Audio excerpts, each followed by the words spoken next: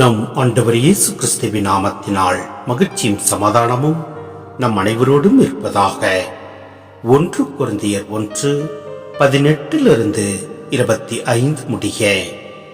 சிலுவை பற்றிய செய்தி அழிந்து போகிறவர்களுக்கு மடமையே, ஆனால் மீட்பு பெறும் நமக்கோ அது கடவுளின் வல்லமை.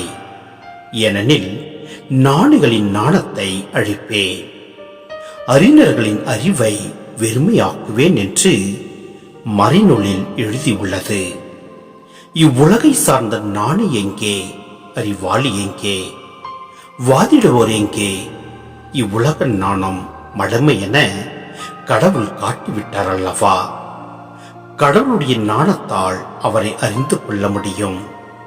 ஆனால் உலகினர் தம் ஞானத்தால் கடவுளை அறிந்து கொள்ளவில்லை. எனவே மடமை என்று கருதப்பட்ட நற்செய்தியை பறைசாற்றியதன் வழியாக நம்பிக்கை கொண்டோரை மீட்க கடவுள் திருவுளம் கொண்டார். யூதர்கள் அரும் அடையாளங்கள் வேண்டும் என்று கேட்கிறார்கள், கிரேக்கர் ஞானத்தை நாடுகிறார்கள். ஆனால் நாங்கள் சிலுவையில் அறையப்பட்ட கிறிஸ்துவை பற்றி பறைசாற்றுகிறோம். அச்சிலுவை யூதருக்கு தடைக்கல்லாகவும் பிற இனத்தாருக்கு மடமையாயும் இருக்கிறது.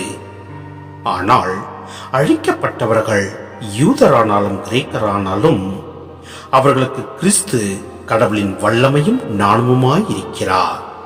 ஏனெனில் மனித ஞானத்தை விட கடவுளின் மடமை ஞானம் மிக்கது.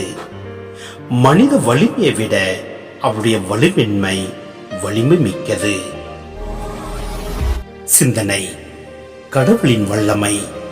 பார்வோனின் அடிமை நிலையிலிருந்து விடுபட்டு சுதந்திர மக்களாய் கானான் நாட்டில் குடிபுகுந்த அனுபவம் இஸ்ரேல் மக்களுக்கு கடவுளின் வல்லமை மிக சிறந்த எடுத்துக்காட்டாய் திகழ்ந்தது. விடுதலைக்கு இட்டுச் செல்லும் அதே வல்லமை இப்போது சிலுவை பற்றிய நற்செய்தியில் மறைந்து நின்று உலகில் செயலாற்றிக் கொண்டிருக்கின்றது.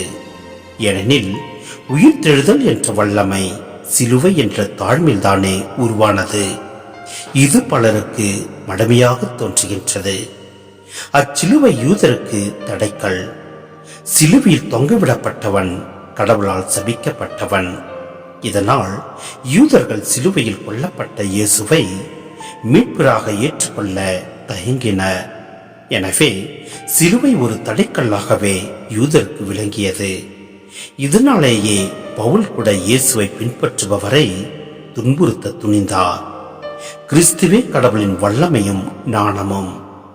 மெசியாவின் நாட்களில் கடவுள் திரும்பவும் பழைய ஏற்பாட்டு காலத்தைப் போல வல்லமையுடன் தங்கள் வரலாற்றில் செயல்படுவார் என யூதர்கள் எண்ணினர். கிரேக்கர்கள் படிப்பறிவில் சிறந்தவர்கள்.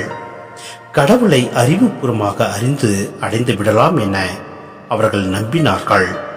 ஆனால் சிலுவையில் வல்லமையும் ஞானமும் மனிதரை கவரும் வகையில் சொல்லறையிலோ வல்ல செயல்களிலோ அமையாமல் மனிதரை உள்ளிருந்து உருமாற்றும் அருளில் அமைதியில் அடங்கியிருக்கின்றது.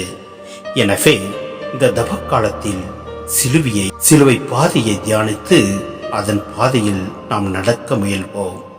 எல்லாம் அல்ல இறைவன் நம்மை இறைவாய் ஆசீர்வதிப்பார். ஆமென்.